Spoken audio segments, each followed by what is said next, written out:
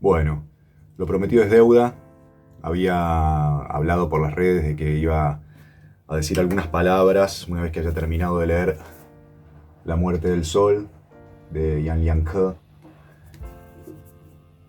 La primera parte de lo que voy a decir no es objetiva, que me gusta Yan Liang-ke, me gusta mucho su obra. La verdad que sus novelas me encantan. Eso es lo más subjetivo que puedo decir al respecto. Pero hablando del trabajo, de esta novela en particular, tiene algunas cosas muy interesantes, algunas que aparecen en otros libros de él, algunas figuras o como algunos recursos que son disparadores de la trama, y otras que son novedosas. Vamos a hablar del primero, que tiene que ver con la figura del idiota. Nien Nien, que es el personaje principal, se autorreconoce como idiota, es una especie del idiota del pueblo. Pero por el otro lado es una figura lúcida, y él también lo nota. Él propone esta situación de que por ser un idiota, se permite ver y decir algunas cosas que el resto de la gente no dice. Y por ahí, Yan Liang-ke no lo pensó, pero se puede hacer una conexión muy directa entre la figura del idiota, por lo menos en el pensamiento taoísta clásico. Esto se puede ver en Lao Tzu, esto se puede ver en Chuang-tzu, esto se puede ver en Liezi. La figura del idiota o de esta persona sin formación, no recuerdo exactamente si en el Lao Tzu se habla del idiota, pero sí se sugiere de que al pueblo no hay que educarlo, no hay que educarlo en los términos confucianistas, no hay que educarlo en las categorías, la persona sin educación en términos confucianistas va a poder alinearse y acomodarse sola al Tao. En el caso del Chuang-tzu, la figura del idiota tiene que ver con un criterio casi utilitario. Hay una fábula dentro del Chuang-tzu, una historia dentro del Chuang-tzu que habla de este árbol que no tiene, que está tan curvado, tan retorcido, que no se le puede dar ninguna utilidad. Y por eso mismo el árbol sobrevive, porque de él no se puede abusar, nadie puede aprovecharse de él. Y esta figura del idiota tiene que ver un poco con esto.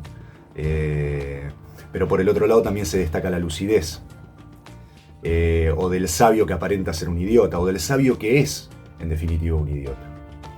Y en el caso del Liezi, por ejemplo, tenemos la figura del idiota desde esa persona que no percibe límites, y como no percibe límites puede lograrlo todo.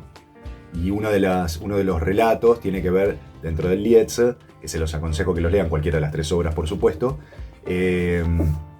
tiene que ver con esta circunstancia de que cuando el idiota reconoce lo que está haciendo, que está por fuera de la norma, en ese caso tenía que ver con volar, por ejemplo, o atravesar la roca, o caminar sobre el fuego, inmediatamente tiene miedo y ya no puede seguir haciéndolo.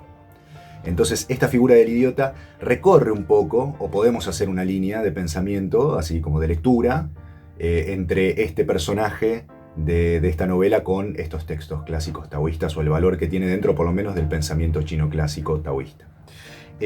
Por el otro lado, que es algo, esto sí es nuevo, tiene que ver con Yan Liang-ke hablándose a sí mismo a través de la obra. Yan Liang-ke aparece como un personaje que no tiene voz, pero sí aparece en el fondo de la obra, y Nien Nien está permanentemente citándolo, leyendo sus obras. Esto no es ningún spoiler porque aparecen las 2-3 primeras páginas, o bueno, si es un spoiler de las 2-3 primeras páginas. Pero es un recurso formal bien interesante porque hay aspectos de crítica, hay aspectos de aliento para él mismo a seguir escribiendo, hay un poco de todo eso.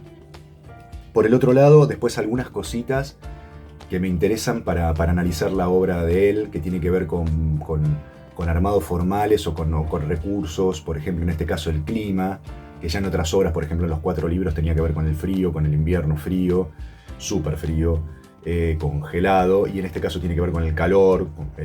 La traductora Belén Cuadra Mora lo pone como el bochorno, esa sensación de calor opresivo, de presión, de cansancio que da el calor, y juega un papel en la situación, en la psicología general del pueblo.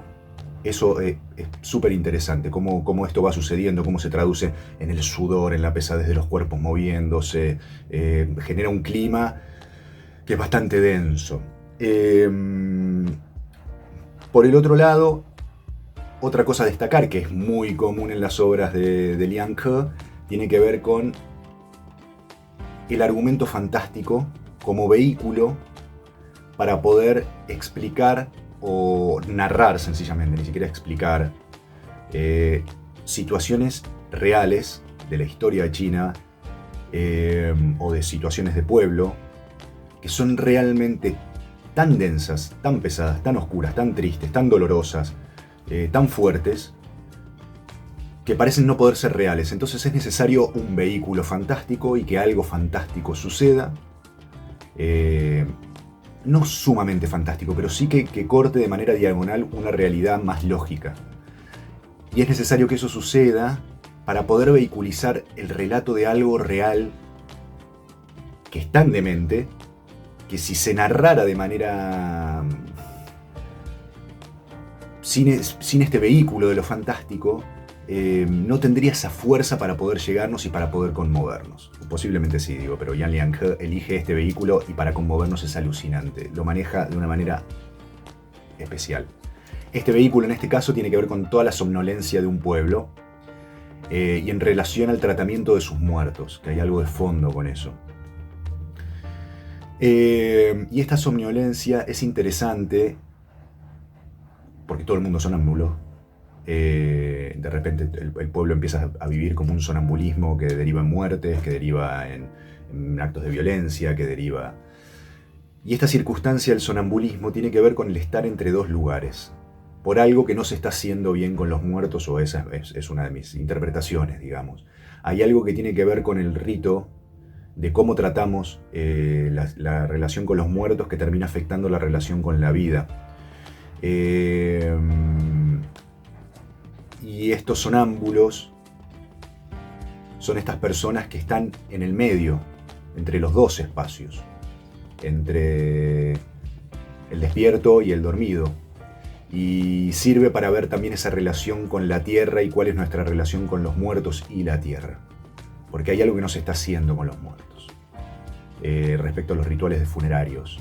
Y entonces parece que los vivos tienen que vivir esta especie de, valga la redundancia, esta especie de maldición